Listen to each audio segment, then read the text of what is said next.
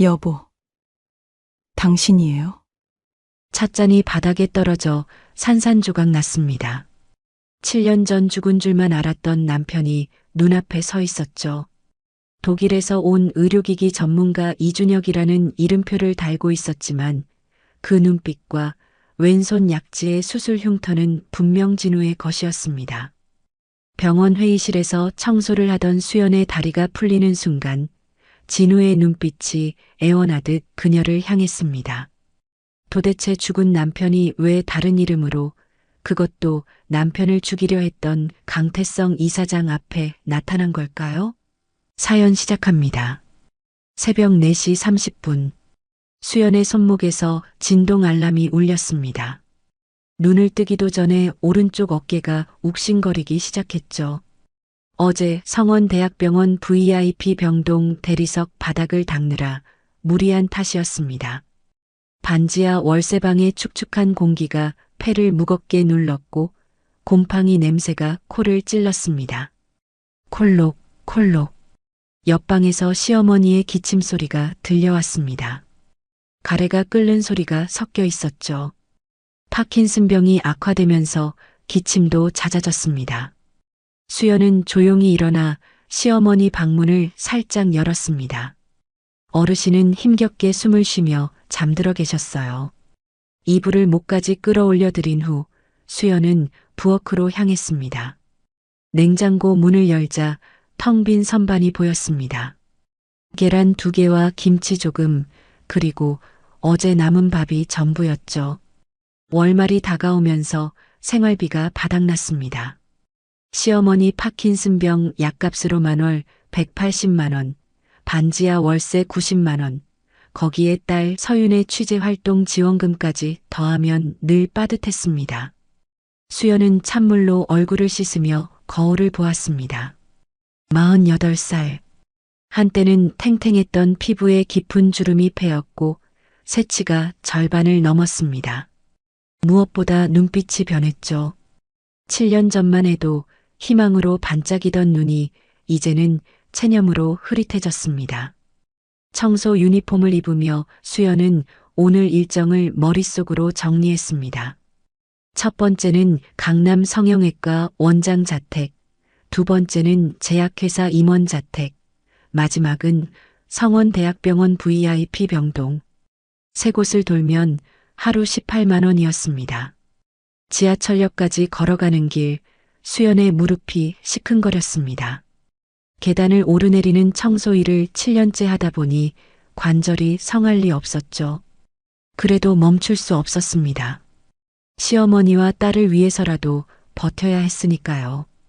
첫 번째 청소 장소인 강남 성형외과 원장 자택에 도착한 것은 6시였습니다. 초인종을 누르자 가정부 아주머니가 문을 열어주었습니다. 원장님 내외부는 골프 가셨어요. 10시까지 끝내면 돼요. 수연은 고개를 숙이고 청소 도구를 들고 집 안으로 들어갔습니다. 300평이 넘는 펜트하우스는 수연의 반지하 방 20채를 합친 것보다 넓었죠. 거실 청소를 시작하려는데 서재에서 이상한 소리가 들렸습니다. 이번 달 프로포폴 50박스 더 필요해. 병원용 말고 따로. 원장이 아직 집에 있었던 겁니다. 수연은 숨을 죽이고 귀를 기울였습니다. 가격은 지난번 그대로. 현금으로 준비해. 장소는 문자로 보낼게. 불법 약물 거래였습니다.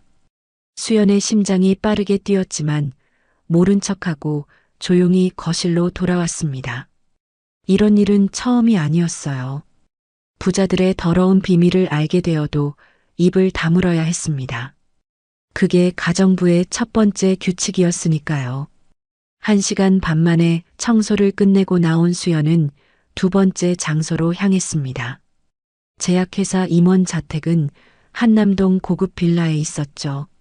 역시 주인은 없었고 수연은 묵묵히 청소를 시작했습니다. 욕실을 청소하던 중 거실에서 전화벨이 울렸습니다. 자동 응답기에 메시지가 녹음되기 시작했죠. 전무님, 성원병원 신약 임상시험 건입니다. 이번 달 참가자 모집이 완료됐습니다. 내일 회의에서 상세 보고 드리겠습니다. 성원병원. 수연이 오후에 청소하러 가는 바로 그 병원이었습니다. 임상시험이라는 단어가 왠지 불길하게 들렸지만 수연은 애써 무시했습니다. 점심시간 수연은 편의점 김밥으로 끼니를 때웠습니다. 1,500원짜리 김밥 하나와 물. 그게 점심의 전부였죠. 벤치에 앉아 김밥을 먹으며 수연은 7년 전을 떠올렸습니다. 남편 진우가 살아있을 때는 이렇게 초라하지 않았어요. 진우는 성원대학병원 흉부외과 과장이었고 수연은 평범한 주부였습니다. 비록 시어머니를 모시고 살았지만 행복했죠. 딸 서윤이는 의대에 다니고 있었고 가족의 미래는 밝아 보였습니다. 그러나 2017년 3월 15일 모든 것이 바뀌었습니다. 진우가 수술 중 심정지로 사망한 거예요. 병원 측은 급성 심근경색이라고 했지만 평소 건강했던 진우가 갑자기 심장마비로 죽었다는 게 이상했습니다. 하지만 병원이 부검을 거부했고 빠르게 화장을 진행했죠. 수연은 의문을 품었지만 증거가 없었습니다. 오후 3시 수연은 성원대학병원 VIP 병동에 도착했습니다. 병원 냄새가 코를 찔렀죠. 소독약과 약품 냄새가 뒤섞인 그 특유의 냄새. 7년이 지났지만 여전히 적응이 안 됐습니다. 청소 카트를 밀고 복도를 걷다가 수연은 3번 수술실 앞에서 잠시 멈췄습니다. 진우가 마지막으로 수술하던 곳이었죠. 문은 굳게 닫혀 있었고 수술 중 표시등은 꺼져 있었습니다. 수연의 눈가가 촉촉해졌지만 재빨리 눈물을 닦았습니다. 아줌마, 거기서 뭐해요? 간호사 한 명이 날카로운 목소리로 물었습니다. 수연은 고개를 숙였습니다. 죄송합니다. 잠시 쉬었어요. 간호사는 수연을 위아래로 훑어보더니 지나갔습니다. 수연은 다시 청소를 시작했죠. VIP 병동을 청소하다가 간호사들이 수군거리는 소리를 들었습니다. 이번 달에만 임상시험 참가자 3명이 실종됐대. 쉿, 조심해.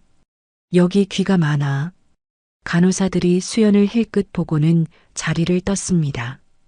임상시험 참가자가 실종됐다니 무슨 일이 벌어지고 있는 걸까요? 병원 지하로 내려가 청소도구를 정리하던 수연은 이상한 것을 발견했습니다. 지하 약품 창고 한쪽에 접근 금지 표시가 붙은 철문이 있었는데 그 안에서 차가운 기운과 함께 이상한 냄새가 새어나왔습니다. 포르말린 같기도 하고 썩은 고기 같기도 한 역한 냄새였죠. 거기 뭐 하는 거야? 굵은 남자 목소리에 수연이 깜짝 놀라 돌아봤습니다. 경비원이 서 있었어요. 청소도구 정리하고 있었어요. 그쪽은 출입 금지 구역이야. 다시는 얼씬도 하지 마. 경비원의 눈빛이 위협적이었습니다. 수연은 황급히 자리를 떴죠. 퇴근하려고 로비를 지나가는데 낯익은 사람과 마주쳤습니다. 7년 전 진우의 수술팀에 있던 마취가 간호사였어요. 간호사는 수연을 알아보자 얼굴이 창백해졌습니다. 김수연 씨? 안녕하세요. 오랜만이네요. 간호사는 대답 대신 고개를 숙이고 빠르게 사라졌습니다. 마치 무언가를 두려워하는 것처럼 보였죠. 집으로 돌아오는 지하철 안에서 딸 서윤에게 전화가 왔습니다. 엄마, 지금 어디야? 퇴근하는 중이야. 무슨 일이니? 엄마, 성원병원 내부 제보자가 나타났어. 병원에서 뭔가 수상한 일이 벌어지고 있대. 수연의 심장이 쿵쾅거렸습니다. 오늘 들은 임상시험 이야기가 떠올랐죠. 무슨 수상한 일? 자세한 건 만나서 얘기할게. 엄마 조심해. 그 병원 위험할지도 몰라. 전화를 끊고 수연은 불안한 마음으로 집에 도착했습니다. 현관문을 열자 시어머니가 거실에 앉아 계셨습니다. 수연아, 왔니? 네, 어머니. 약은 드셨어요? 진우가 준 약을 먹어야 하는데 어디 뒀는지 모르겠네. 수연의 가슴이 철렁했습니다. 시어머니는 가끔 이렇게 죽은 아들 이야기를 하셨어요. 치매 초기 증상일지도 모른다는 의사의 말이 떠올랐습니다. 어머니, 제가 약 갖다 드릴게요. 수연은 시어머니를 방으로 모신 후 부엌에서 저녁을 준비했습니다. 계란 프라이와 김치, 그리고 된장찌개. 소박한 저녁이었지만 정성을 담았죠. 식사를 하며 시어머니가 갑자기 말했습니다. 수연아, 진실은 언젠가 드러난다.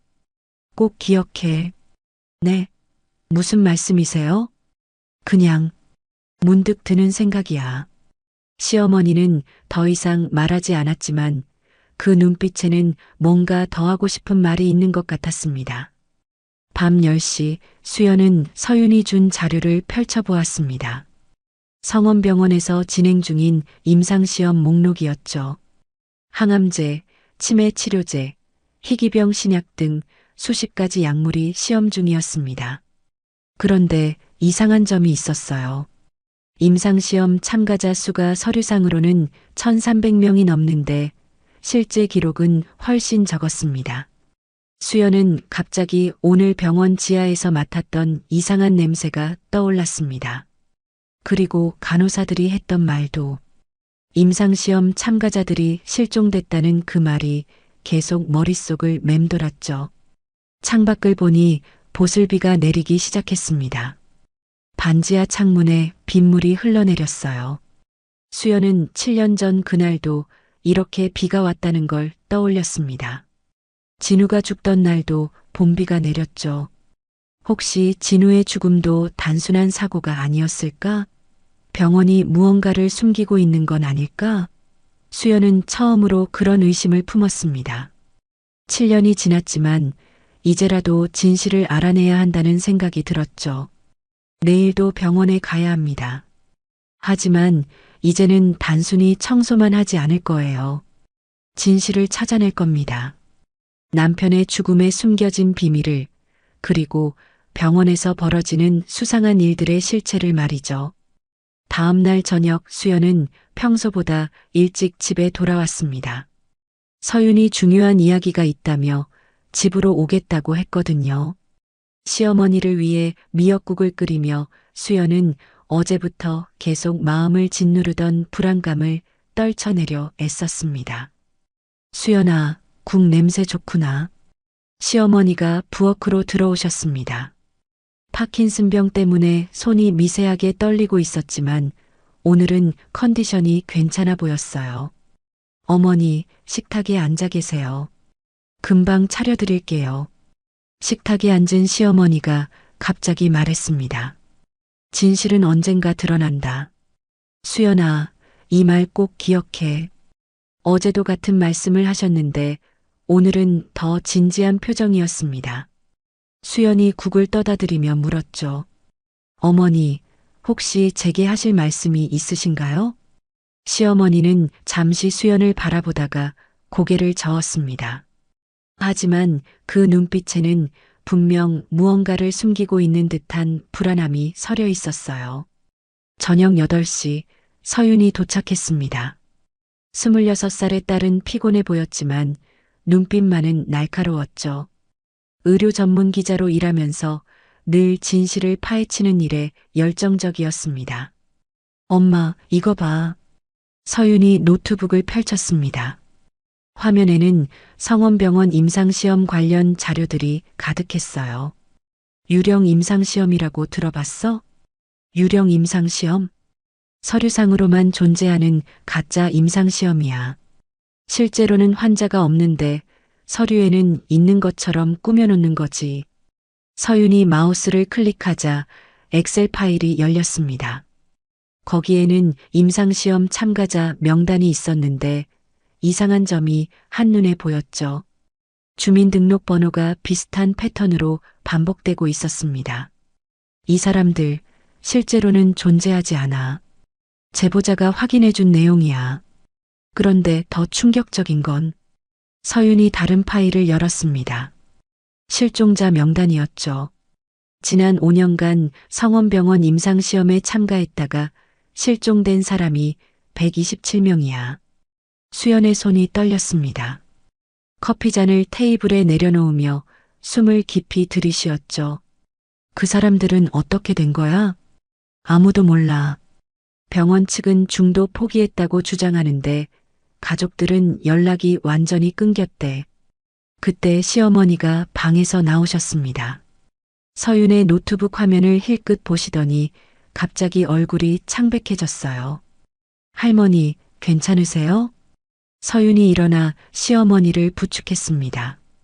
시어머니는 떨리는 손으로 약통을 꺼내셨죠. 그런데 수연은 이상한 걸 발견했습니다. 약통에 처방전 스티커가 없었던 거예요. 파킨슨병 약은 반드시 의사 처방이 필요한데 말이죠. 어머니, 이 약 어디서 나신 거예요? 그냥 아는 사람이 줬어. 시어머니의 대답이 애매했습니다.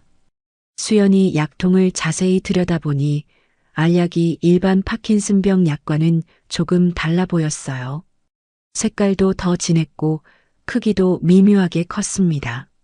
서윤이 약을 한 알 집어들었습니다. 할머니, 이거 정식약이 맞아요? 제조번호도 없네. 시어머니가 당황한 표정으로 약통을 도로 빼앗았습니다. 됐어. 내 약이니까 내가 알아서 해. 평소와 다른 날카로운 반응에 수연과 서윤은 놀랐습니다. 시어머니는 약통을 품에 안고 방으로 들어가셨죠. 엄마, 할머니가 좀 이상해. 서윤의 말에 수연도 고개를 끄덕였습니다.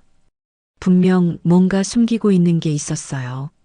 서윤이 다시 노트북으로 돌아갔습니다. 엄마, 혹시 아빠 유품 정리하다가 USB 같은 거 못 봤어? 수연의 심장이 쿵 내려앉았습니다. 정말로 며칠 전 진우의 낡은 서류 가방에서 USB를 발견했거든요. 하지만 암호가 걸려 있어서 열어보지 못했죠. 있긴 한데 암호가 걸려 있어. 수연이 서랍에서 USB를 꺼내왔습니다. 검은색 USB에는 아무 표시도 없었어요. 서윤이 노트북에 연결하자 암호 입력창이 떴습니다. 힌트가 있네. 2017.03 15라고 적혀 있어. 그 날짜를 보는 순간 수연의 눈에 눈물이 고였습니다. 진우가 죽은 날이었으니까요. 아빠 기일이네. 서윤도 숙연해졌습니다. 여러 조합을 시도해봤지만 암호는 풀리지 않았어요. 결국 나중에 다시 시도하기로 했죠. 밤 10시가 넘어 서윤이 돌아간 후 수연은 시어머니 방에 들어가 봤습니다. 어르신은 깊이 잠들어 계셨는데 침대 옆 테이블에 일기장이 놓여 있었어요. 평소에는 서랍에 넣어두시는데 오늘은 깜빡하신 모양이었습니다. 수연은 망설이다가 일기장을 살짝 펼쳐봤습니다. 최근 일기였죠. 오늘도 그 사람이 약을 놓고 갔다. 수연에게는 비밀이다. 진우가 부탁했으니까. 수연의 손이 떨렸습니다. 진우가 부탁했다고? 진우는 7년 전에 죽었는데 다음 장을 넘겼더니 더 충격적인 내용이 있었어요. 그 사람 목소리가 점점 진우를 닮아간다. 하지만 진우가 아니다. 알고 있다. 그래도 약은 먹어야 한다. 살아야 하니까. 도대체 누가 시어머니에게 약을 주고 있는 걸까요? 그리고 왜 진우를 닮았다는 걸까요? 수연은 일기장을 제자리에 놓고 방을 나왔습니다. 다음 날 아침 수연이 병원 청소를 하러 갔을 때 이상한 일이 일어났습니다. 청소 도구를 가지러 지하 창고에 내려갔는데 어제 접근 금지였던 철문이 살짝 열려 있었던 거예요. 주변을 살피니 아무도 없었습니다. 호기심을 참을 수 없었던 수연은 조심스럽게 문을 밀고 들어갔습니다.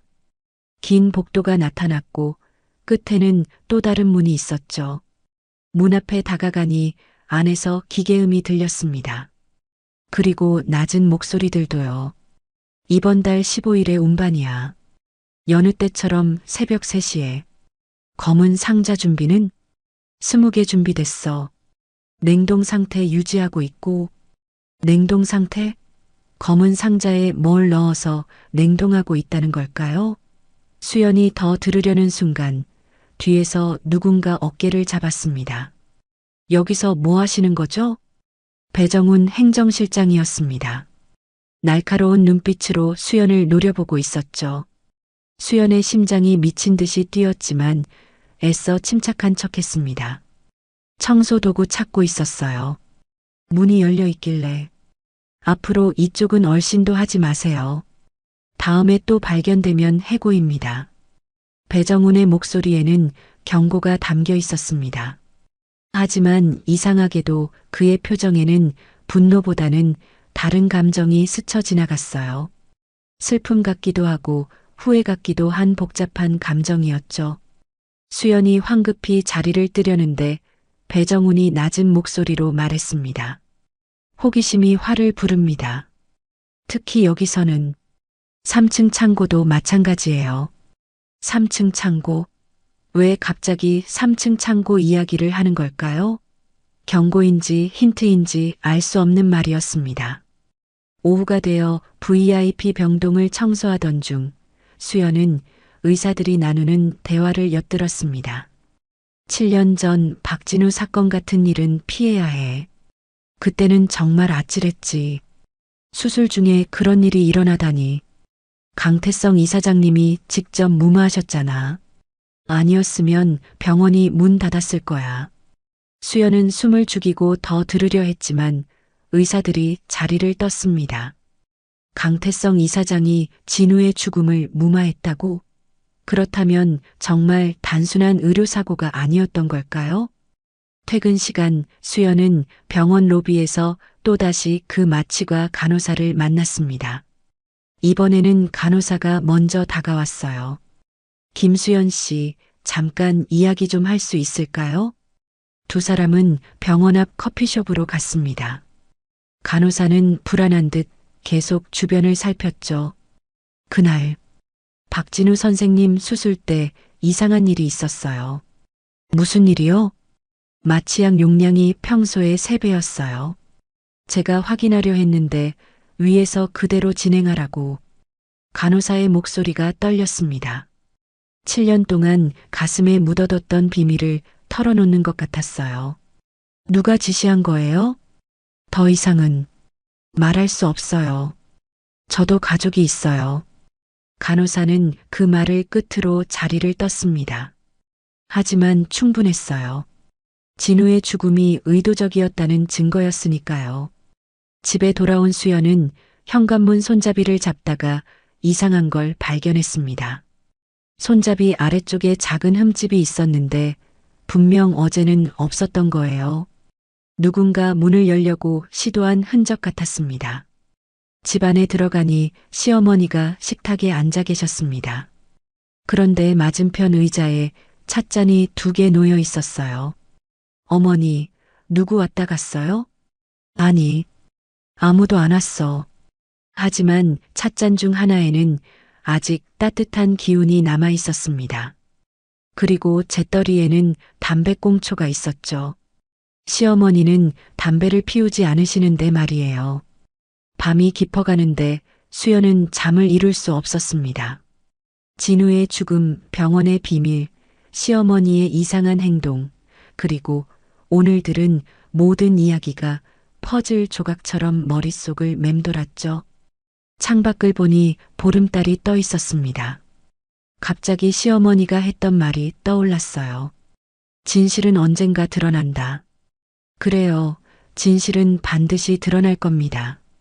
7년이 걸렸지만 이제 그 실마리를 찾기 시작했으니까요. 수연은 주먹을 꽉 쥐었습니다. 진우를 위해서라도 끝까지 파헤칠 거예요. 병원이 숨기고 있는 모든 비밀을 말이죠. 사흘 후 아침 수연에게 뜻밖의 전화가 왔습니다. 병원 청소 담당자였죠. 김수연 씨, 오늘 오후에 이사장실 특별 청소가 있습니다. 평소보다 1시간 일찍 오세요. 강태성 이사장실 청소라니. 평소에는 전담 직원만 출입하는 곳이었는데 왜 갑자기 자신을 부르는 걸까요? 수연은 불안하면서도 호기심이 생겼습니다. 오후 2시 수연은 병원 최상층에 있는 이사장실 앞에 도착했습니다. 문 앞에는 비서가 서 있었어요. 이사장님은 회의 중이십니다. 4시까지 청소를 끝내주세요. 2시간이면 충분했습니다. 수연은 청소 도구를 들고 이사장실로 들어갔죠. 사무실은 150평이 넘는 거대한 공간이었습니다. 한쪽 벽면 전체가 유리창이었고 서울 시내가 한눈에 내려다 보였어요. 먼지를 닦으며 수연은 조심스럽게 주변을 살폈습니다. 책상 위에는 서류들이 가지런히 정리되어 있었고 벽에는 의료 관련 상장들이 걸려 있었죠. 그런데 책상 옆 금고가 반쯤 열려 있는 걸 발견했습니다. 수연의 심장이 빠르게 뛰기 시작했어요. 주변을 다시 한번 확인한 후 떨리는 손으로 금고 문을 완전히 열었습니다. 안에는 여러 파일들이 들어 있었는데 그중 하나가 눈에 띄었죠. 특별관리 환자 극비. 파일을 열자 첫 페이지에 사진이 있었습니다. 수연은 숨이 멎는 것 같았어요. 진우의 사진이었습니다. 그 밑에는 이렇게 적혀 있었죠. 2017년 3월 15일 박진우 제거 계획 마치 과다 투여. 실행 완료. 손이 떨려서 파일을 제대로 잡을 수가 없었습니다. 다음 페이지를 넘기자 더 충격적인 내용이 나왔어요. 진우가 조사하던 임상시험 조작 증거들이었습니다. 항암제 임상시험 데이터를 조작해서 효과가 없는 약을 승인받았고 그 과정에서 수많은 환자들이 사망했다는 내용이었죠. 박진우, 내부 고발 시도, 즉각 제거 필요. 수연은 황급히 스마트폰을 꺼내 사진을 찍기 시작했습니다. 페이지를 넘길 때마다 더 끔찍한 내용들이 나왔어요. 실종된 임상시험 참가자들의 명단도 있었습니다. 정확히 127명. 서윤이 조사한 숫자와 일치했죠. 그때 복도에서 발소리가 들렸습니다. 수연은 재빨리 파일을 제자리에 놓고 금고를 닫았어요. 막 청소하는 척하고 있는데 문이 열렸습니다. 배정훈 실장이었죠. 배정훈은 수연을 날카로운 눈빛으로 바라봤습니다. 하지만 이상하게도 그 눈빛에는 분노보다는 다른 감정이 섞여 있었어요. 피로감 같기도 하고 슬픔 같기도 한 복잡한 감정이었죠. 청소는 다 끝났나요? 거의 끝났습니다.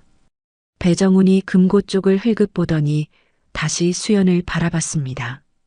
잠시 침묵이 흘렀어요. 그리고 그는 낮은 목소리로 말했습니다. 호기심이 화를 부릅니다. 특히 여기서는. 그는 잠시 망설이다가 덧붙였죠. 3층 창고도 조심하세요. 또 3층 창고 이야기였습니다. 이번에는 분명 경고가 아니라 힌트처럼 들렸어요. 배정훈이 나가고 수연은 서둘러 청소를 마쳤습니다. 이사장실을 나오며 수연은 3층으로 향했습니다. 창고는 복도 끝에 있었는데 직원 전용이라는 표시가 붙어 있었죠. 문은 잠겨 있지 않았습니다. 수연은 조심스럽게 문을 열고 들어갔어요. 창고 안은 어두웠습니다. 불을 켜자 선반들이 나타났는데 거기에는 수많은 서류 상자들이 쌓여 있었죠. 상자마다 연도가 적혀 있었는데 2010년부터 2024년까지 있었습니다. 2017년 상자를 찾아 열어봤더니 충격적인 문서들이 들어 있었어요. 그 해에 진행된 모든 임상시험 기록이었는데 빨간 펜으로 수정된 흔적이 가득했습니다. 실패한 결과를 성공으로 바꾸고 부작용을 은폐한 흔적들이었죠. 그 중에서도 가장 충격적인 건 실험체 처리 계획이라는 문서였습니다. 거기에는 임상시험에서 사망한 환자들을 어떻게 처리했는지 상세히 적혀 있었어요. 시체를 의료 폐기물로 위장해서 소각했다는 내용이었죠. 그 숫자가 89명이었습니다. 수연은 중요한 문서들을 사진으로 찍었습니다. 그때 창고 밖에서 소리가 들렸어요. 누구야? 거기 누구 있어? 경비원이었습니다. 수연은 황급히 상자를 닫고 청소 도구를 들었죠. 청소하고 있어요. 3층 창고는 청소 구역이 아닌데? 배정훈 실장님이 청소하라고 하셨어요. 경비원은 의심스러운 눈빛으로 수연을 바라보다가 무전기를 들었습니다. 실장님, 3층 창고에 청소 아주머니가 있는데 실장님이 지시하셨다고 하는데요. 잠시 후 무전기에서 배정훈의 목소리가 들렸습니다. 그래, 내가 지시했다. 그냥 두고 와. 경비원은 고개를 갸웃거리며 물러났습니다. 수연은 안도의 한숨을 쉬었죠. 배정훈이 왜 자신을 도와주는 걸까요? 집으로 돌아온 수연은 찍어온 사진들을 컴퓨터에 옮겼습니다. 하나하나 다시 보니 더 끔찍했어요. 진우가 이 모든 걸 알아채고 고발하려다 죽임을 당한 거였습니다. 그때 현관문이 열리는 소리가 났습니다. 시어머니였어요. 그런데 평소와 달리 얼굴이 상기되어 있었고 손에는 새 약통을 들고 계셨죠. 어머니, 어디 다녀오셨어요? 그냥 약 타러 갔다 왔어. 하지만 약통에는 여전히 처방전 스티커가 없었습니다. 그리고 시어머니 옷에서 담배 냄새가 났어요. 누군가를 만나고 온 게 분명했죠. 저녁을 먹은 후 수연은 시어머니에게 조심스럽게 물었습니다. 어머니, 혹시 누가 정기적으로 찾아오나요? 시어머니의 손이 순간 떨렸습니다. 하지만 곧 고개를 저었어요. 아니야. 누가 오겠니? 그날 밤 수연은 거실 소파에서 잠을 자는 척했습니다. 정말로 누군가 오는지 확인하고 싶었거든요. 새벽 2시쯤 현관문이 열리는 소리가 희미하게 들렸어요. 수연은 숨을 죽이고 귀를 기울였습니다. 발걸음 소리가 시어머니 방으로 향했죠. 낮은 목소리들이 들렸지만 무슨 말인지는 알아들을 수 없었습니다. 15분쯤 지나자 다시 발걸음 소리가 났고 현관문이 닫혔어요. 수연은 조용히 일어나 창문으로 밖을 내다봤습니다. 한 남자가 걸어가고 있었는데 어둠 속이라 얼굴은 보이지 않았습니다. 하지만 걸음걸이가 왠지 낯익었어요. 왼쪽 다리를 살짝 절고 있었는데 그 모습이 묘하게 익숙했죠. 다음 날 아침 수연은 서윤에게 전화했습니다. 서윤아, 엄마가 중요한 걸 발견했어. 오늘 저녁에 만나자. 그날 오후 병원에서 청소를 하던 수연은 또 이상한 일을 목격했습니다. 지하 주차장에서 검은 봉고차가 도착했는데 거기서 검은 비닐에 쌓인 커다란 물체들을 내리고 있었어요. 모양이 사람 같아 보였지만 확실하지 않았죠. 저건 뭐예요? 옆에서 청소하던 동료가 물었습니다. 수연도 고개를 저었어요. 모르겠어요. 의료 폐기물인가? 하지만 의료 폐기물 치고는 너무 조심스럽게 다루고 있었습니다. 그리고 그것들을 실은 카트가 향한 곳은 바로 지하의 그 접근 금지 구역이었죠. 퇴근 시간이 되자 수연은 일부러 천천히 짐을 챙겼습니다. 다른 직원들이 다 떠나기를 기다렸죠. 그리고 조심스럽게 지하로 내려갔습니다. 접근 금지 구역 앞에 도착했을 때 안에서 기계음이 들렸습니다. 그리고 낮은 목소리들도요. 오늘 것까지 합치면 총 몇 개야? 89개. 계획대로야. 89. 바로 문서에서 본 사망자 수와 같았습니다. 수연은 소름이 돋았어요. 설마 그 검은 비닐 안에. 갑자기 문이 열렸습니다. 수연은 재빨리 기둥 뒤에 숨었죠. 2명의 남자가 나왔는데 한 명이 말했습니다. 다음 주가 마지막 운반이야. 그때까지 모든 증거를 없애야 해. 그들이 사라진 후 수연은 떨리는 다리로 병원을 빠져나왔습니다. 이제 확실했어요. 병원이 조직적으로 사람들을 죽이고 있었고 그 증거를 인멸하려 하고 있었죠. 집에 도착하니 서윤이 기다리고 있었습니다. 수연은 딸에게 오늘 찍은 모든 사진을 보여줬어요. 서윤의 얼굴이 점점 창백해졌습니다. 엄마, 이건 살인이야. 조직적인 살인. 그리고 아빠도 이것 때문에. 두 사람은 서로를 바라봤습니다. 이제 진실의 일부를 알게 됐지만 동시에 엄청난 위험에 빠진 것도 알고 있었죠. 그때 시어머니가 방에서 나오셨습니다. 두 사람의 심각한 표정을 보시더니 한숨을 쉬셨어요. 너희들도 이제 알게 됐구나. 수연과 서윤은 놀란 눈으로 시어머니를 바라봤습니다. 시어머니는 천천히 말을 이었어요. 진우가 죽기 전에 나한테 말했어. 병원이 사람을 죽이고 있다고. 자기가 그걸 막으려다 표적이 됐다고. 시어머니의 눈에 눈물이 고였습니다. 그래서 내가 기다렸어. 진실이 드러날 날을. 그날이 이제 온 것 같구나. 일주일 후 병원에 특별한 손님들이 온다는 공지가 내려왔습니다. 독일 의료기기 박람회 참가단이 병원을 방문한다는 거였죠. 수연은 VIP 병동 전체를 완벽하게 청소하라는 지시를 받았습니다. 이번 방문은 매우 중요합니다. 독일에서 의료기기 전문가가 오는데 우리 병원과 큰 계약을 할 예정이거든요. 청소 담당자가 설명했습니다. 수연은 고개를 끄덕이며 청소 준비를 했죠. 하지만 마음 한구석에는 여전히 지난주에 발견한 충격적인 진실들이 무겁게 자리 잡고 있었습니다. 방문 당일인 월요일 아침, 병원은 평소와 달리 팽팽한 긴장감이 감돌았습니다.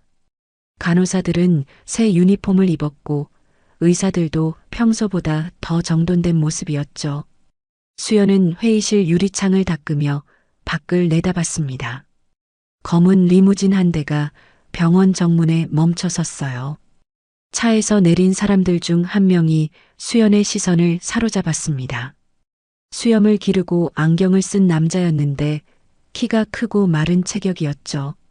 그런데 이상했어요. 그의 걸음걸이가 왠지 낯익었습니다. 왼쪽 다리를 살짝 절고 있었는데 바로 시어머니를 찾아오던 그 사람과 같은 걸음걸이였어요. 이준혁 박사님이십니다. 독일에서 오신 의료기기 전문가죠. 옆에서 청소하던 동료가 설명했습니다. 이준혁이라. 수연은 그 이름을 마음속에 새겼어요. 1시간 후 수연이 회의실 청소를 하러 갔을 때였습니다. 회의가 잠시 쉬는 시간이라 회의실은 비어 있었죠. 그런데 구석에 누군가 서 있었습니다. 바로 이준혁이었어요. 두 사람의 눈이 마주쳤습니다. 순간 이준혁의 눈이 크게 떠졌다가 재빨리 시선을 돌렸죠. 하지만 수연은 놓치지 않았습니다. 그 눈빛 속에 당황과 그리움을요. 수연은 떨리는 목소리로 물었습니다. 실례지만 혹시 저를 아시나요? 이준혁은 잠시 망설이다가 고개를 저었습니다. 하지만 그의 손이 미세하게 떨리고 있었어요. 수연은 한 걸음 더 다가갔습니다. 그리고 그의 왼손을 봤죠. 약지에 오래된 수술 흉터가 있었습니다. 진우가 의대생 때 실습 중에 다쳤던 바로 그 흉터와 똑같은 위치예요. 여보. 수연의 입에서 나온 말은 거의 속삭임에 가까웠습니다. 이준혁의 몸이 굳어졌어요. 그는 재빨리 주변을 살핀 후 수연의 팔을 잡았습니다. 화장실로 가요. 지금 당장. 두 사람은 복도 끝 화장실로 들어갔습니다. 이준혁이 문을 잠그자마자 수연은 그의 얼굴을 자세히 들여다봤어요. 수염과 안경에 가려져 있었지만 코의 모양, 입술의 선, 그리고 귓불의 작은 점까지 모든 게 진우와 같았습니다. 정말 당신이야? 어떻게? 7년 동안 어디에? 수연의 눈에서 눈물이 쏟아졌습니다. 이준혁, 아니 진우가 수연을 꼭 안았어요. 미안해. 정말 미안해. 설명할게. 진우는 떨리는 목소리로 7년 전 그날을 이야기하기 시작했습니다. 수술대 위에서 정신을 잃었어. 마취약 과다 투여였지. 심정지가 왔는데 기적적으로 다시 살아났어. 병원에서 날 죽은 걸로 처리하려는 걸 알았지. 간호사 한 명이 몰래 도와줘서 병원을 빠져나왔어. 수연은 진우의 손을 꽉 잡았습니다. 따뜻한 체온이 느껴졌어요. 꿈이 아니었습니다. 독일로 도망쳤어. 그곳에 아는 의사가 있어서 새 신분을 만들어줬지.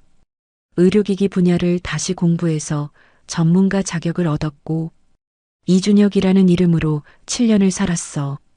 왜 연락하지 않았어? 수연의 목소리에는 원망이 섞여 있었습니다. 진우는 고통스러운 표정을 지었죠. 강태성이 너와 서윤이를 감시하고 있었어.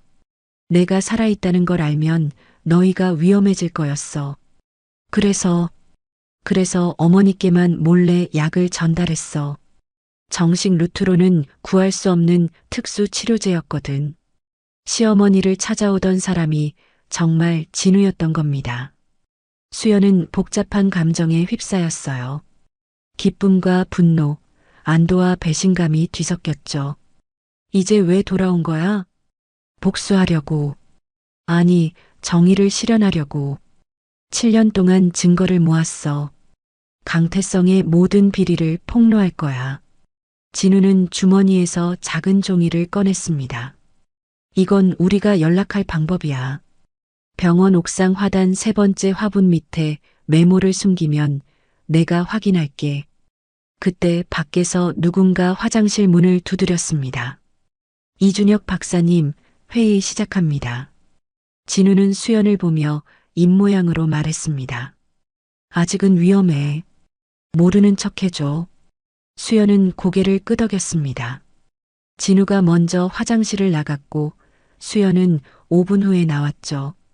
복도에는 아무도 없었지만 수연의 심장은 여전히 미친 듯이 뛰고 있었습니다. 오후가 되어 수연은 회의실 밖에서 청소를 하며 아내 대화를 엿들었습니다. 강태성 이사장과 진우가 대화를 나누고 있었어요. 이준혁 박사님의 제안은 매우 흥미롭습니다. 독일 제약회사가 우리 병원에 투자한다니요. 네, 하지만 조건이 있습니다. 모든 임상시험 데이터를 투명하게 공개해야 합니다. 강태성의 목소리가 차가워졌습니다. 그건 좀 어려울 것 같은데요. 그렇다면 투자도 어렵습니다. 팽팽한 신경전이 느껴졌습니다. 진우가 강태성을 시험하고 있는 거였어요. 미끼를 던지며 반응을 살피는 거죠. 퇴근 시간이 가까워질 무렵 수연은 옥상으로 올라갔습니다. 3번째 화분 밑을 확인하니 작은 메모가 있었어요. 내일 새벽 2시 병원 지하. 증거를 확보할 거야. 위험하니 오지 마. 하지만 수연은 가만히 있을 수 없었습니다. 7년 만에 만난 남편을 또 혼자 위험에 빠뜨릴 수는 없었으니까요. 집에 돌아오니 시어머니가 식탁에 앉아 계셨습니다. 수연을 보자마자 물으셨어요. 만났니? 수연은 놀란 눈으로 시어머니를 바라봤습니다. 시어머니는 부드럽게 웃으셨죠.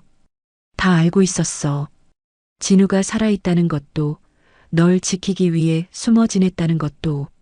어머니, 미안하다. 너한테 숨겨서.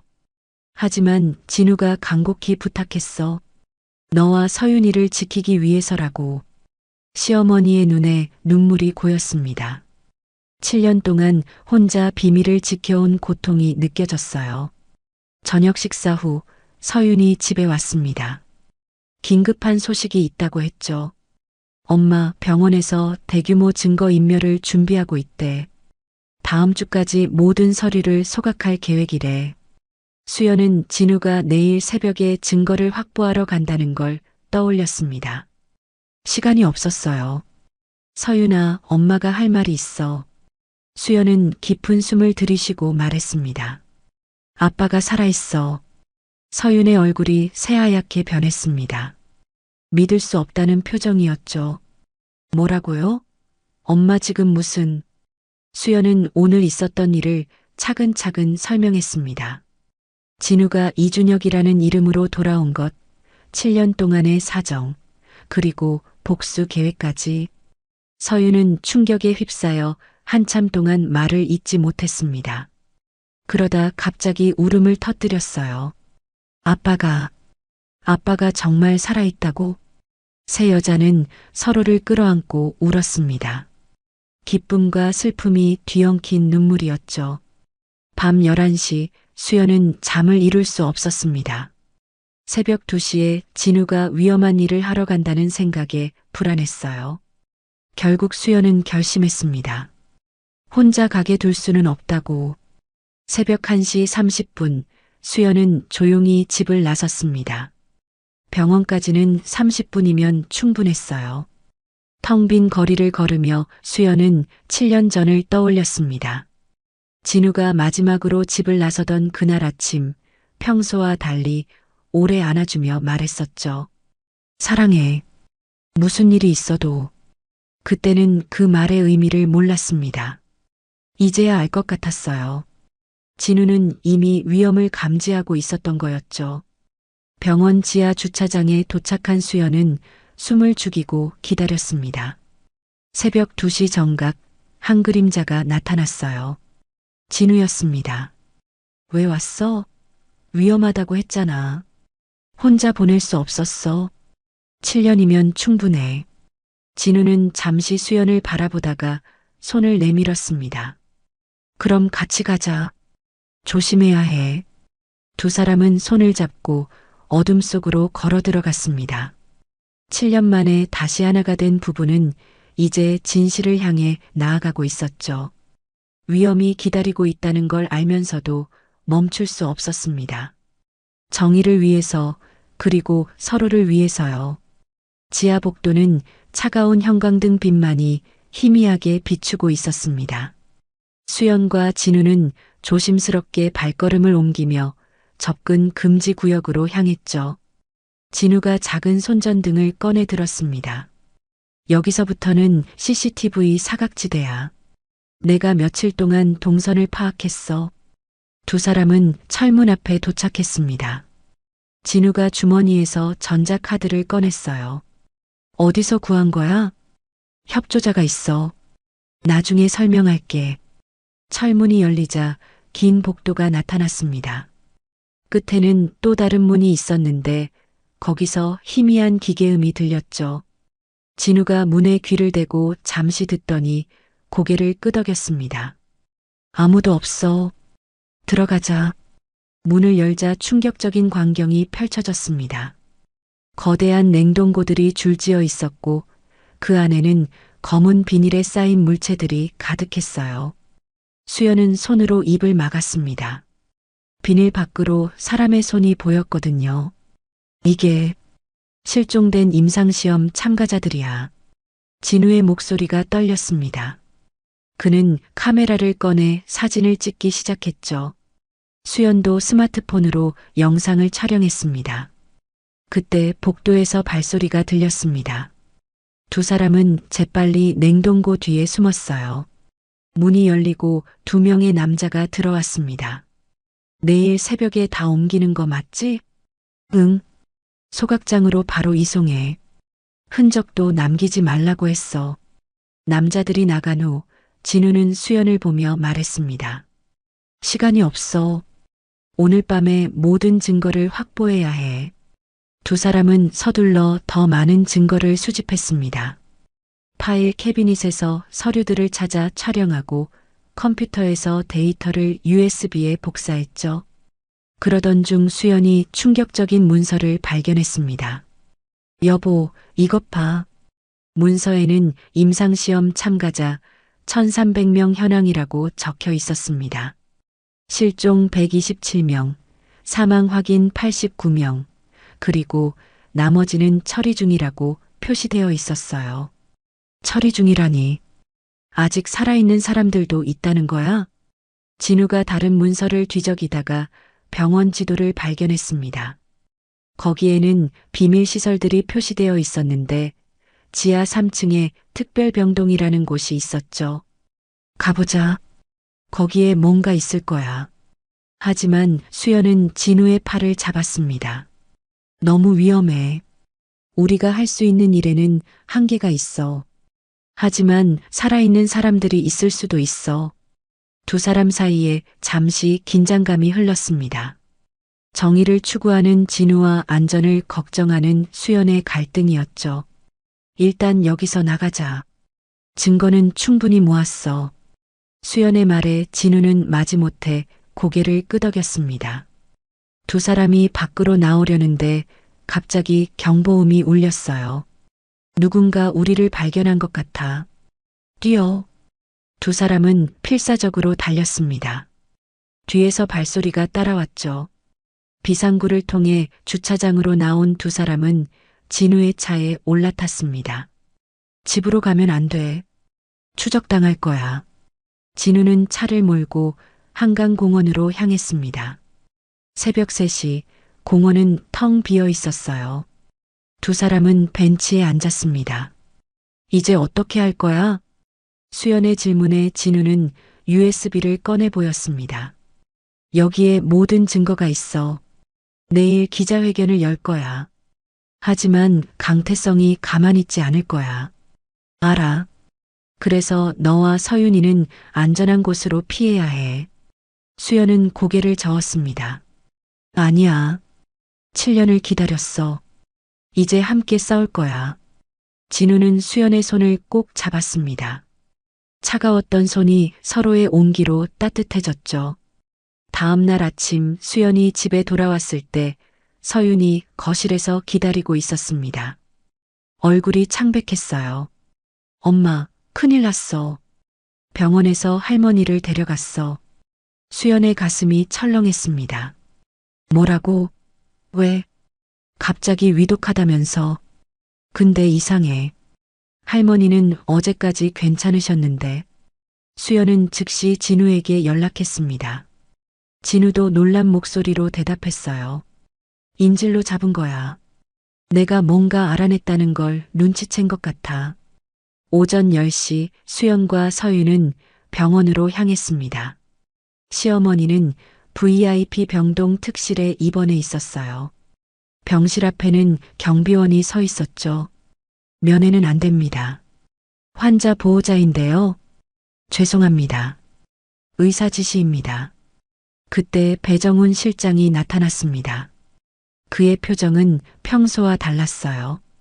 피곤해 보였고 눈 밑에는 다크서클이 짙게 깔려 있었죠. 잠깐 이야기 좀 하시죠. 배정훈은 수연을 빈 진료실로 데려갔습니다. 문을 닫자마자 그는 한숨을 쉬었어요. 조용히 있으면 어머니는 안전할 겁니다. 하지만 계속 문제를 일으키면 이게 병원이 하는 일입니까? 환자를 인질로 잡는 게? 배정훈의 얼굴에 복잡한 감정이 스쳐 지나갔습니다. 그는 창밖을 바라보며 말했죠. 저도 이렇게까지 하고 싶지 않았어요. 갑자기 그의 목소리가 떨렸습니다. 3년 전 제 아들도 임상시험에 참여했다가 배정훈은 말을 잇지 못했습니다. 수연은 그제야 깨달았어요. 배정훈도 피해자였던 거죠. 그런데 왜 강태성을 돕는 거예요? 선택의 여지가 없었어요. 가족을 지키려면. 하지만 이제는 한계예요. 배정훈은 주머니에서 작은 종이를 꺼내 수연에게 건넸습니다. 3층 창고 비밀번호예요. 거기 가보세요. 그리고 조심하세요. 배정훈이 나간 후 수연은 서윤과 함께 3층 창고로 향했습니다. 비밀번호를 입력하자 문이 열렸어요. 안에는 이미 진우가 와 있었습니다. 어떻게 여기를? 배정훈이 연락했어. 자기도 이제 협조하겠다고. 창고 안에는 수많은 서류 상자들 외에도 컴퓨터가 있었습니다.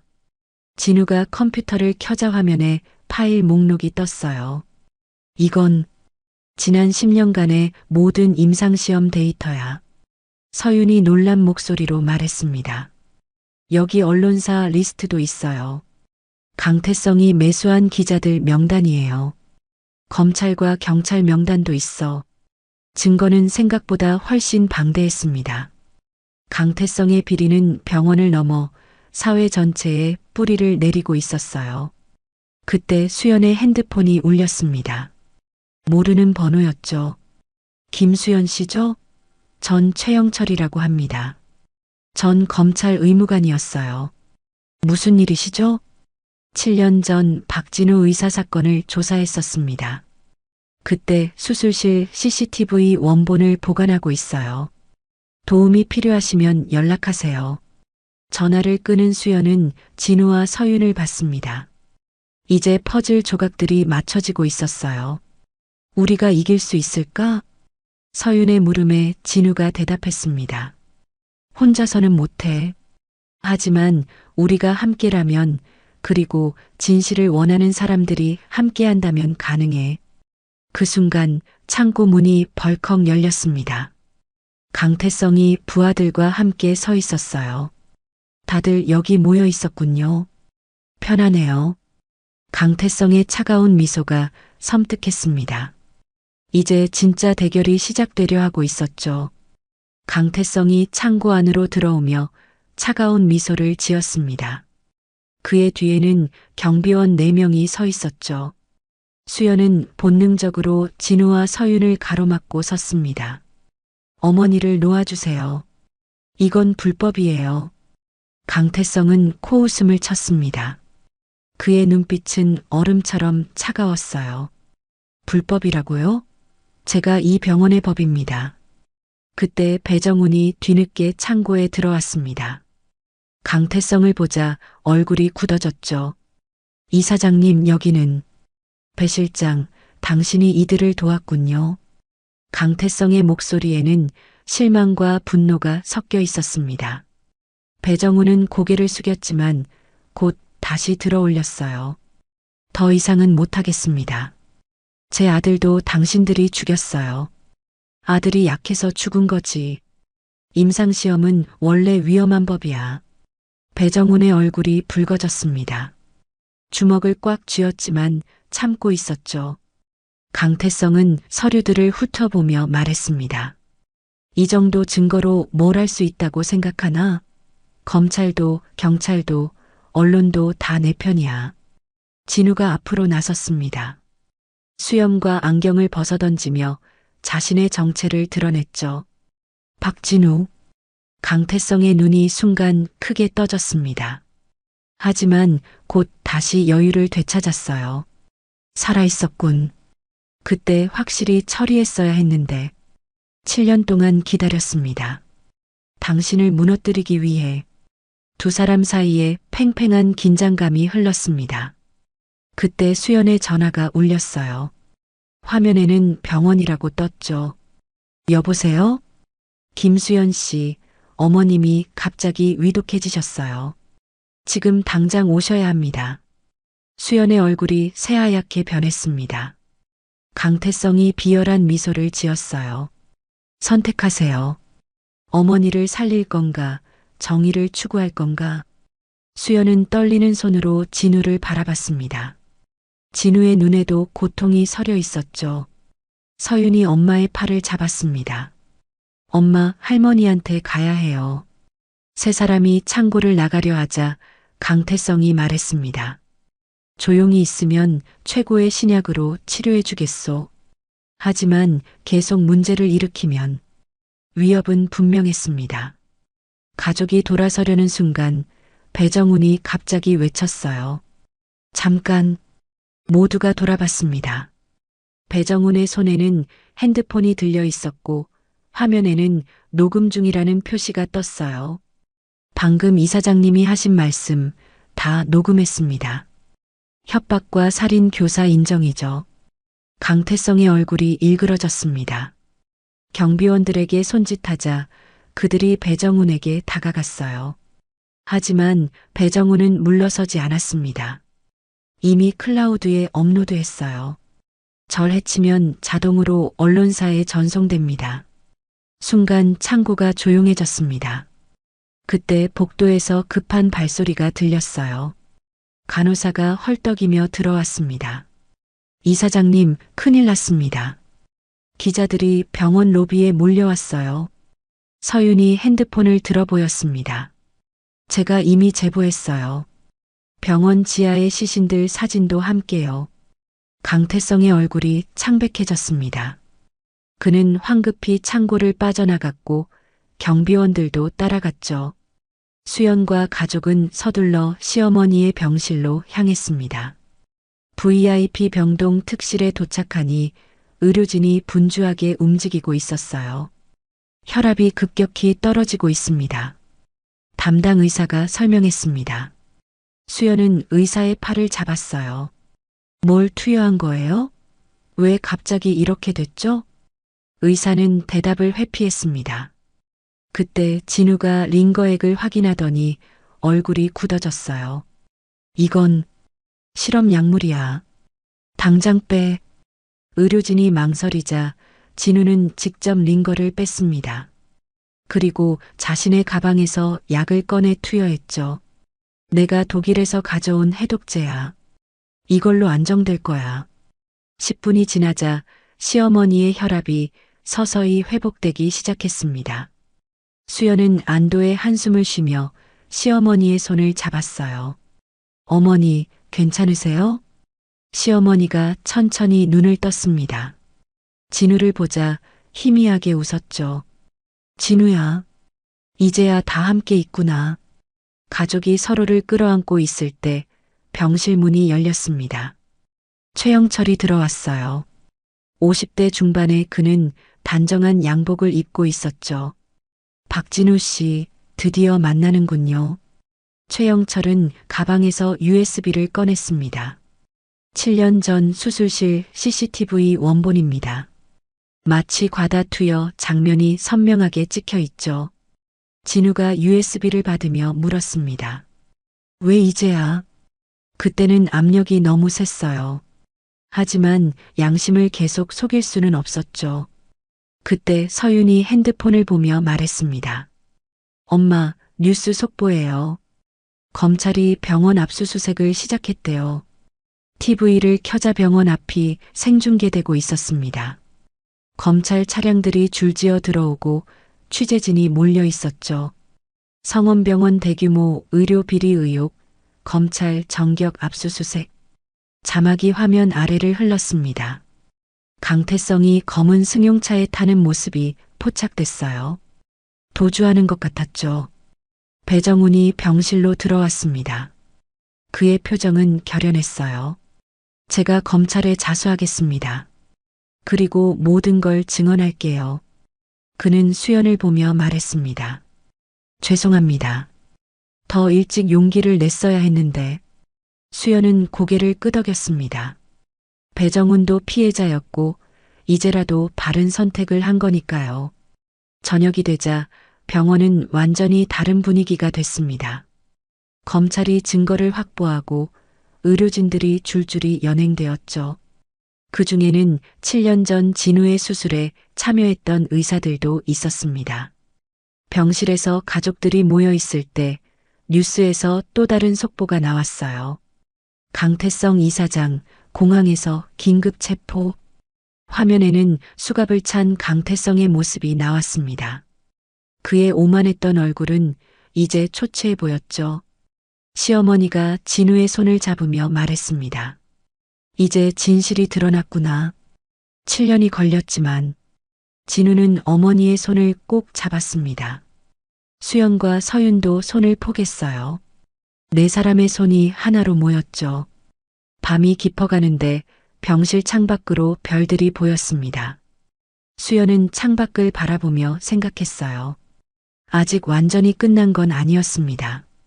재판이 남았고 피해자들을 위한 싸움도 계속되어야 했죠. 하지만 적어도 오늘 첫 번째 싸움에서는 이겼습니다. 진실의 힘으로, 그리고 서로를 믿는 가족의 힘으로요. 다음 날 아침 일찍 수연은 병원 로비로 내려갔습니다. 그곳에는 임상시험 피해자 가족들이 모여 있었어요. 그들의 눈에는 희망이 보였습니다. 한 여자가 수연에게 다가왔습니다. 감사합니다. 덕분에 우리 아들의 죽음도 밝혀질 것 같아요. 수연은 그녀의 손을 잡았습니다. 이제 시작이었어요. 정의를 위한 긴 여정의 첫걸음을 뗀 것뿐이었죠. 하지만 혼자가 아니었습니다. 진실을 원하는 모든 사람들이 함께 했으니까요. 강태성이 체포된 지 사흘이 지났습니다. 병원은 검찰의 통제하에 있었고 매일 새로운 증거들이 발견되고 있었죠. 수연은 시어머니가 퇴원한 후 집에서 쉬고 있었는데 저녁 8시에 뜻밖의 전화를 받았습니다. 김수연 씨죠? 배정훈입니다. 자정에 병원 지하 주차장으로 나와주세요. 중요한 이야기가 있습니다. 배정훈의 목소리에는 절박함이 묻어났습니다. 수연은 불안했지만 약속 장소로 나가기로 했죠. 진우와 서윤에게도 연락했습니다. 자정, 병원 지하 주차장은 음산한 분위기였습니다. 형광등 몇 개만 켜져 있었고 차들은 거의 없었어요. 배정훈이 기둥 뒤에서 나타났습니다. 얼굴이 수척해 보였고 눈 밑에 다크서클이 더 짙어져 있었죠. 왜 이런 곳에서 만나자고 하신 거예요? 수연의 질문에 배정훈은 주변을 살피며 대답했습니다. 아직도 감시당하고 있어요. 강태성은 체포됐지만 그의 조직은 살아 있습니다. 진우와 서윤도 도착했습니다. 배정훈은 떨리는 손으로 봉투를 꺼냈어요. 이걸 보여드려야 할 것 같아서요. 봉투 안에는 사진이 들어 있었습니다. 12살 정도 되어 보이는 소년의 사진이었죠. 배정훈의 눈에 눈물이 고였습니다. 제 아들 준서예요. 3년 전 백혈병 진단을 받았죠. 배정훈은 떨리는 목소리로 이야기를 시작했습니다. 강태성이 신약을 준다고 했어요. 독일에서 개발 중인 특효약이라고. 대신 조건이 있었죠. 병원 비리를 묵인하고 도와달라고. 수연은 배정훈의 손이 주먹을 꽉 쥐고 있는 걸 봤습니다. 손톱이 손바닥에 박힐 정도로 세게 쥐고 있었어요. 준서는 임상시험에 참여했어요. 처음엔 좋아지는 것 같았죠. 하지만 6개월 후 배정훈은 말을 잇지 못했습니다. 서윤이 조심스럽게 물었어요. 준서는 어떻게 됐나요? 죽었어요. 약물 부작용으로. 하지만 병원은 백혈병 악화로 기록했죠. 배정훈은 또 다른 서류를 꺼냈습니다. 거기에는 충격적인 내용이 적혀 있었어요. 이게 진짜 이유예요. 7년 동안 병원에서 진행된 모든 불법 임상시험 데이터입니다. 제가 비밀리에 보관했던 거예요. 진우가 서류를 살펴보니 눈이 커졌습니다. 이건 1300명이 넘는 피해자 명단이에요. 정확한 사망 원인도 다 기록되어 있고 배정훈은 고개를 끄덕였습니다. 실종자 127명, 확인된 사망자 89명, 그리고 그는 잠시 말을 멈췄다가 이었습니다. 아직 살아있는 피해자가 있어요. 지하 3층 비밀병동에 43명이 갇혀 있습니다. 수연은 숨이 막히는 것 같았습니다. 살아있는 사람들이 아직도 갇혀 있다니요. 왜 이제야 말씀하시는 거예요? 무서웠어요. 하지만 더는 참을 수 없었습니다. 준서가 죽고 나서 계속 악몽을 꿨어요. 아이가 날 원망하는 꿈을. 배정훈은 주머니에서 카드키를 꺼냈습니다. 지하 3층 비밀병동 출입 카드예요. 하지만 조심해야 해요. 아직도 경비가 있을 겁니다. 진우가 카드를 받으며 물었습니다. 왜 우리를 돕는 거죠? 배정훈은 쓸쓸하게 웃었습니다. 속죄예요. 준서에게 그리고 모든 피해자들에게. 네 사람은 지하 3층으로 향했습니다. 엘리베이터는 지하 2층까지만 갔기 때문에 비상계단을 이용해야 했죠. 계단을 내려가는 동안 온도가 점점 낮아졌습니다. 지하 3층 철문 앞에 도착했을 때 예상대로 경비원이 있었습니다. 하지만 이상하게도 경비원은 의자에 앉은 채 잠들어 있었어요. 수면제를 탔을 거예요. 제가 미리 준비했습니다. 배정훈이 설명했습니다. 카드키를 대자 철문이 열렸죠. 안으로 들어가자 충격적인 광경이 펼쳐졌습니다. 양쪽으로 병실들이 늘어서 있었는데 각 방마다 환자들이 누워 있었어요. 대부분 의식이 없는 상태였습니다. 수연은 한 병실로 들어갔습니다. 침대에는 20대로 보이는 젊은 여자가 누워 있었어요. 차트를 보니 2021년부터 여기 있었다고 적혀 있었죠. 3년이 넘게 갇혀 있었던 겁니다. 이 사람들을 왜 가둬둔 거죠? 서윤의 질문에 배정훈이 대답했습니다. 실험 실패 사례들이에요. 죽이기엔 증거가 남고 놓아주면 비밀이 탄로날 테니까. 진우는 의료기기들을 확인하며 말했습니다. 최소한의 생명 유지 장치만 연결되어 있어요. 이건 치료가 아니라 방치죠. 그때 한 병실에서 신음소리가 들렸습니다. 수연이 달려가 보니 한 남자가 눈을 뜨고 있었어요. 도와주세요. 목소리가 너무 작아서 거의 들리지 않았습니다. 수연은 그의 손을 잡았어요. 곧 구해드릴게요. 조금만 참아주세요.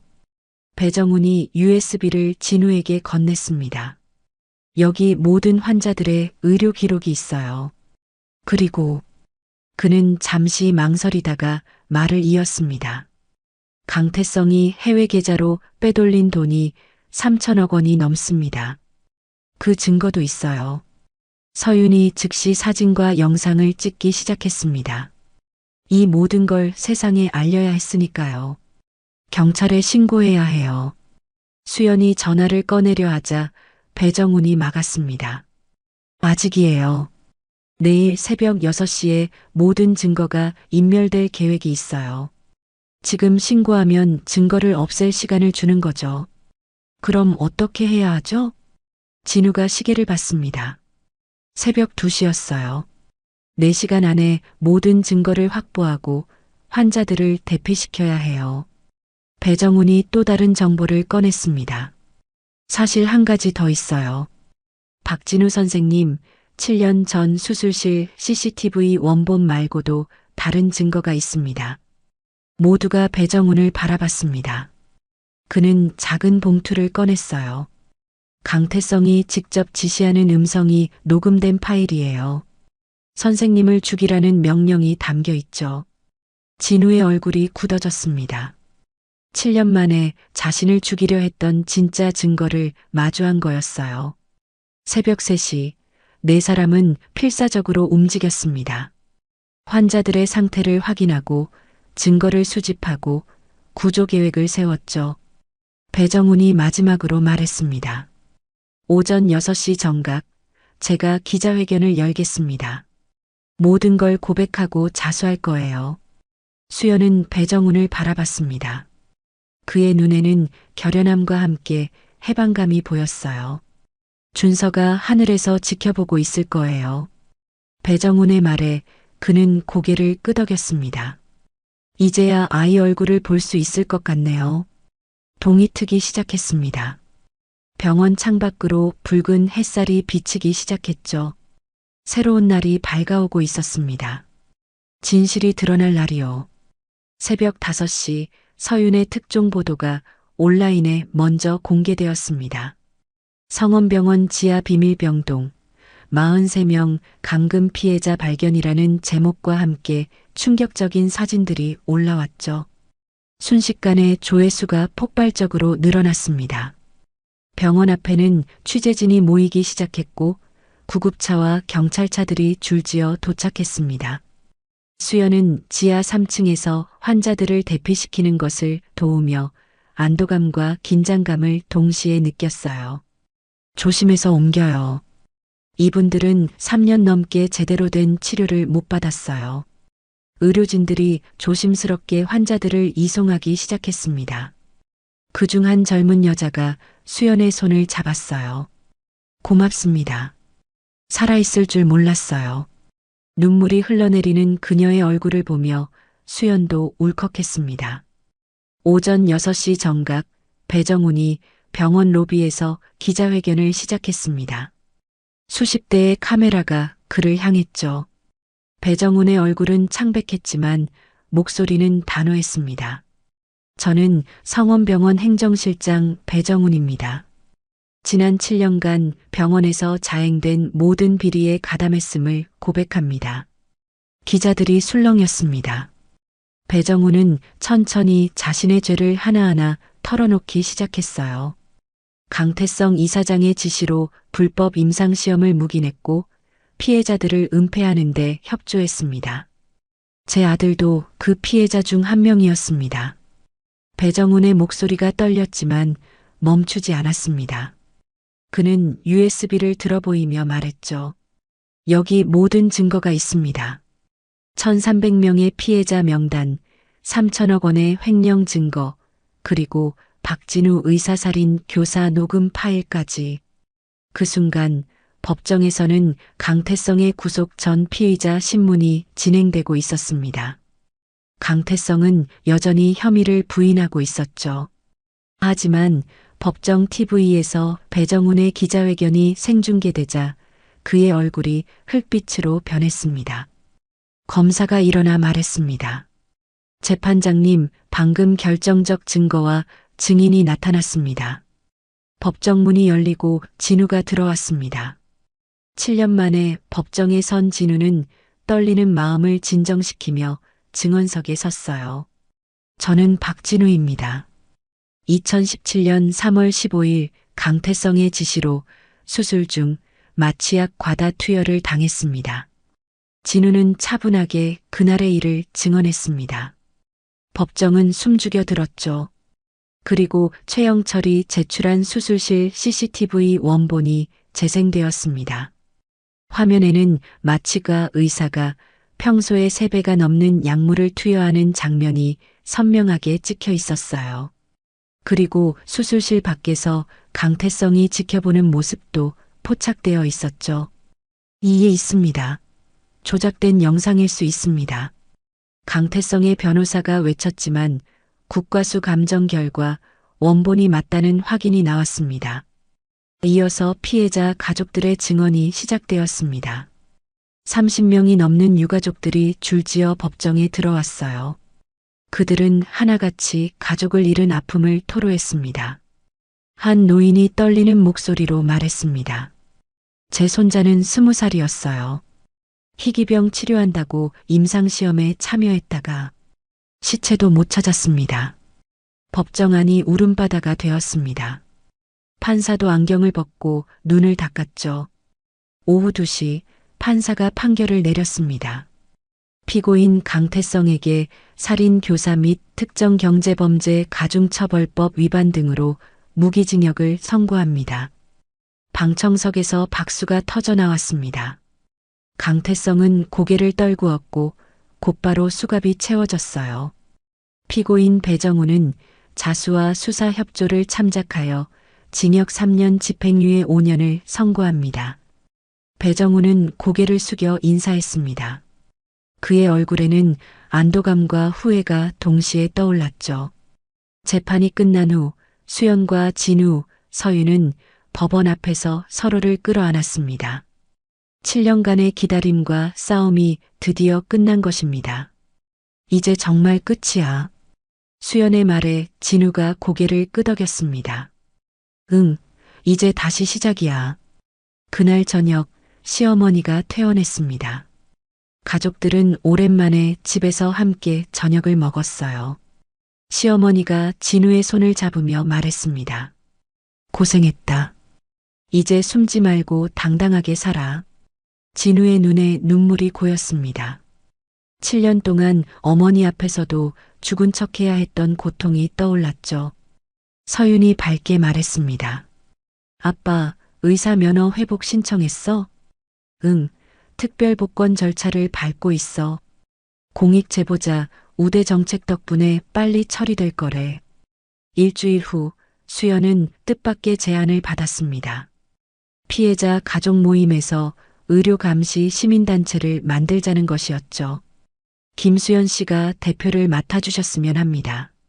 이런 일이 다시는 일어나지 않도록 감시하는 역할을 해주세요. 수연은 진우와 상의한 후 제안을 받아들였습니다. 생명과 정의라는 이름의 시민단체가 탄생했죠.